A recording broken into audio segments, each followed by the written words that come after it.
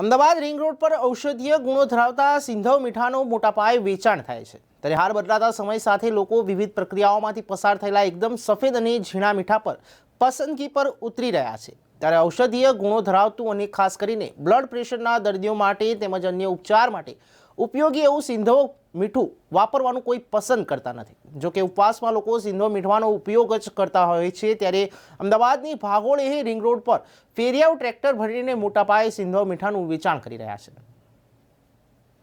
ये दाल सब्जी में आ रहा है जी।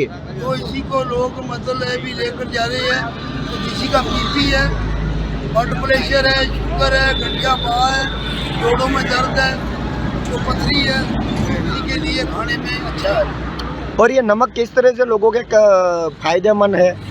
तो लोगों के फायदेमंद इसी के, किसी को बीपी होता है, किसी को ब्लड प्रेशर होता है, तो वो कहते हैं भाई हमारी बीपी की गोली छूट गई। और ये नमक दुकानों में घरों में रखने से क्या फायदे होते हैं? इसी के फायदे यही है कि जो इसी को नमक पहले से बरसों से खा रहा है, हाँ। वो सेंधा नमक ही खाए। ये नमक आपने आते कहाँ से, आप लाते हो ये कहाँ से? अमृतसर पंजाब से जा रहे हैं। तो ये नमक है, तो ये सभी नमक पाकिस्तान का नमक है। आप यहाँ पे जो गुजरात में ये नमक बेचते हो, तो ये नमक क्या रेट में बेचते हो और किस तरह का? ये हम इसी के ऐसी रेट ऐसी है कि ये तो कोई गाय भैंस वाला हो तो उसी को हम 30 रुपये 35 रुपये का भाव देते हैं। ये कोई किलो 2 किलो वाला उसी को 40 भी बेच देते हैं 50 रुपये। खा रहा है, पेशाब पी रहा है, जो मतलब चारा नहीं चलता है तो उसी को अच्छा है। ये अपने गाय माता के लिए ये नमक किस काम में आता है, उनके क्या फायदेमंद है?